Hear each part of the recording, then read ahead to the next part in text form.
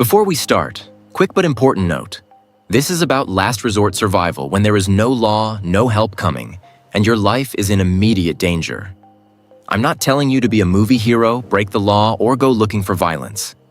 This is about understanding how everyday objects can keep you alive when everything else has already failed.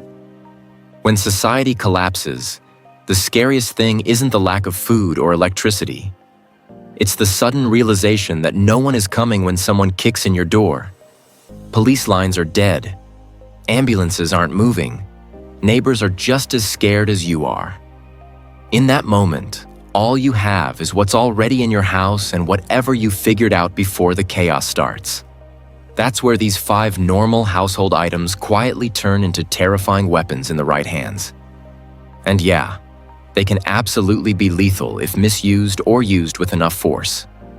Item number 1, the fire extinguisher. Right now, it's probably sitting in a corner, collecting dust, waiting for a kitchen fire that may never happen. In a collapse scenario, that same cylinder becomes a disorienting, blinding tool, a blunt hammer, and a distance maker all in one. Imagine someone charging down your hallway. You're cornered. You grab the extinguisher, pull the pin, and blast a cloud of dry chemical directly into their face. Their eyes burn, their lungs seize, their vision goes white. For a few seconds, you've turned their world into chaos. And in a fight, a few seconds can be the difference between you living or not. Here's the really nasty part. Once they're blinded and flinching, that metal cylinder is basically a steel club. Swung with both hands, it can break noses, shatter teeth, or drop someone if you connect with the jaw or temple. And if you're trying to keep distance instead of closing in, you can lob it at their head like a brick. It's heavy, awkward, and ugly as a weapon. But that awkwardness doesn't matter when an intruder isn't expecting any resistance at all. They expect panic, not a face full of powder and 10 pounds of metal flying at their skull. The best part? It's legal as an object in almost any sane scenario before collapse. No one looks twice at a fire extinguisher. It's not a gun, it's not a knife. It's just safety equipment. Until it isn't. In a world where carrying obvious weapons becomes risky or restricted, hiding in plain sight is everything. A fire extinguisher does that perfectly. It's both plausible and devastating. What most people underestimate is just how psychologically shocking that blast is in a dark hallway or cramped room. Your attacker isn't expecting it. They think unarmed homeowner, not sudden chemical blizzard to the face. The noise, the hiss, the white cloud exploding toward them. For a split second, their brain is processing pure surprise instead of aggression. That's your window. You're not trying to win a fight. You're trying to break their mindset long enough to survive. Think about a parking garage, stairwell, or apartment corridor in a total blackout. No cameras, no neighbors rushing to help, no sirens on the way. You shoulder your way into a utility room or grab an extinguisher mounted on the wall. Suddenly, what everyone ignored for years is the single most valuable object in reach. You don't need training montages. You just need the will to pull the pin, point, and commit. And here's something even darker. If society truly collapses, people will start positioning extinguishers intentionally, by doors, at the top of stairs, near choke points. Not for fire safety, but for ambush and defense. That bright red cylinder becomes part of your home's defensive layout, the thing you or a family member instinctively grab if someone breaches a doorway. In a world where guns are rare, stolen, or out of ammo, the person who thought ahead about stupid, boring tools like this often walks away. The person who laughed it off doesn't. Next up, the padlock. And this one is way more sinister than it looks. A padlock on its own? Innocent. It secures your shed, keeps your gear safe, hangs off your gym bag. But the moment you thread that lock onto a length of paracord, a belt, a bandana, a dog leash, or even a shoelace, you've just built what is essentially a medieval flail out of dollar store parts. Wrap one end around your hand, Let the lock hang loose, and you now have a swinging weight that can generate shocking force with almost no strength required. In a collapse scenario where you're weaker, smaller, or outnumbered, that matters. You're not trying to box like a pro. You're trying to create one moment where an attacker is too stunned to keep going. A full-force swing with a padlock on a cord into someone's face, collarbone, or hand can break bones, rip skin, and instantly change their mind about pushing further. Hit the temple. You can clip it onto a belt and it just looks like you forgot to put it away. Tie it in a pocket with a long string and you've got a just-in-case tool you can deploy instantly. In a world where everyone's tense and people are desperate, having something like that ready without screaming, "I'm armed," can keep you off a lot of dangerous radars until you absolutely need it. Now, if those two felt heavy, this third item is the quiet psychopath of household weapons, the metal water bottle or travel mug. You've probably whacked your shin on one and dropped a curse already. Now imagine someone swinging a full stainless steel bottle, or one of those giant tumblers, straight into your nose. That's not a slap. That's a borderline knockout. Filled with water, they carry momentum. Hit someone in the side of the head, cheekbone, or jaw with that kind of weight, and you're not annoying them.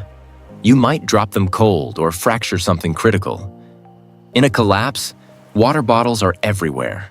No one suspects them. Everyone's carrying one. That makes them perfect as a stealth weapon. You can hold it like a hammer, like a baton, or even use it in close quarters as a striking tool to the throat, ribs, or hands if someone's grabbing you or wrestling for control. If you're in a stairwell, hallway, or bus and someone lunges, a single committed swing to the side of their head with a full metal bottle can end the fight before it really starts. But it gets darker. In a no-rules scenario, people get inventive. They might freeze the water inside so it hits like a rock. They might add sand or small stones to increase the weight. That innocent hydration tool becomes a sabotaged blunt weapon, custom-tuned to break bone. Again, we're not talking about what you should do in normal life. We're talking about what people absolutely will do when laws vanish and survival is on the line. Number 4, the aerosol can. Deodorant, hairspray, cleaning spray. In normal life, these are just grooming and cleaning tools. But the second you're in a collapsing environment where an attacker is inside grabbing distance, that little pressurized can becomes a mini chemical weapon. Spray it directly into someone's eyes and nose, and you instantly create burning, watering, coughing, gagging, and confusion. The move is simple. Hold it like a pistol, aim for the eyes, and just hose the upper face. Deodorant, hairspray, certain cleaners. None of these are designed for human eyeballs. In an instant, you've stolen their sight, and maybe even their ability to breathe calmly. That's your window to escape, push them away, or grab someone you're protecting and sprint. Now combine that with any sort of ignition source and the picture gets darker. In a completely lawless collapse, some people will absolutely use aerosols as improvised flamethrowers. A lighter in one hand, spray in the other, and suddenly there's a plume of fire licking at whoever thought they were in control. It's extremely dangerous to them and to you, and it can escalate everything beyond recovery. But in a no ambulance, no fire department world, people will trade property damage and burns for survival. That's the ugly math of collapse. But even without fire, those cans are brutal. Imagine a home invasion where you don't have a gun, don't have a knife, nothing obvious within reach. But you're in the bathroom or bedroom. An attacker barges in, you snag a can of hairspray and blast it into their eyes, then slam the metal can itself into their temple or bridge of the nose. You've essentially combined chemical irritation with a metal baton in one move. Finally, number 5. The humble chair or bar stool. The most underrated weapon in your house. When people imagine weapons, they think small, knives, sticks, guns. But a lightweight chair or bar stool is like a portable barricade and spear combined. If they have a knife or blunt weapon, the chair becomes a shield, something they hit instead of you. In a collapse where medical care doesn't exist and even a minor cut can become a death sentence, not getting stabbed is everything. What makes a chair terrifying in skilled hands is footwork. You don't need martial arts, just the instinct to keep the chair between you and them, backing up, adjusting, forcing them to overcommit to reach you. Every time they lunge, you slam the chair into them or angle it to redirect their movement. They get tired. They get frustrated. They realize you're not easy prey. And in a world where predators are looking for the easiest target, that alone can make them break off and look elsewhere. Now, here's the real point. These 5 items are just the start. Once you learn to see your environment this way, your whole house transforms. That rolled-up magazine on your nightstand? Twist it tight and it behaves like a short baton that can jab throats or knuckles. That scarf or hoodie? Suddenly it's something you can wrap around a limb, grab a weapon hand, or even sling across someone's eyes to blind them. That laptop charger cable? It can whip, entangle, or yank someone's wrist away from your body in a desperate struggle. In a collapse, weapons aren't what's locked in a safe. They're whatever you can reach when the door bursts open. But there's a catch. Even if society collapses, you're still you. Your brain, your morals, your psychology. You don't magically become some hardened action hero just because the power went out.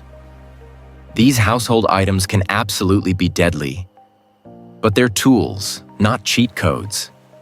If you're frozen with fear, if you hesitate, if you've never even thought through how you'd move, where you'd stand, what you'd grab, the tool won't save you by itself.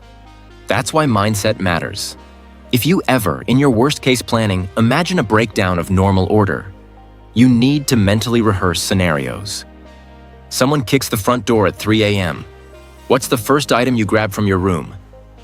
You're in the kitchen when a stranger forces their way in. Do you know exactly where the extinguisher, the knives, the sprays are? You're in the living room with your family when shouting erupts outside. What furniture can you move to create choke points? Which hallway becomes your defensive funnel? This isn't about living in fear.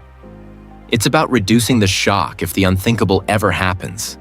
When fear hits, you fall to your level of preparation, not your level of imagination. And here's the final twist.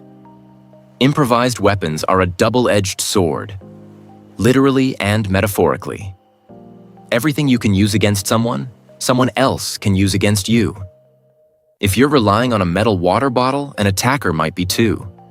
If you're thinking, I've got a padlock on a string, someone on the other side of the city has watched the same idea online. So your real advantage isn't just the object, it's awareness. It's the ability to see danger a few seconds earlier, to position yourself smarter, to use your home layout, lighting, and objects better than someone who just barged in. The true weapon is your brain. The household items are just amplifiers. In a functioning society, you hope you never need any of this. So if you take anything away from this, let it be this. Walk through your house once with different eyes. Ask yourself, if everything went bad, what could I grab right now that would give me a fighting chance? Fire extinguisher, padlock on a cord, metal bottle, aerosol spray, chair. None of these look like weapons. But in a world without rules, they might be the only reason you live long enough to see things rebuilt. If you want more breakdowns like this, Realistic No BS looks at how ordinary people can think smarter about survival without turning their lives into a movie. Stick around, hit that subscribe, and share this with someone who still thinks they're unarmed just because they don't own a gun.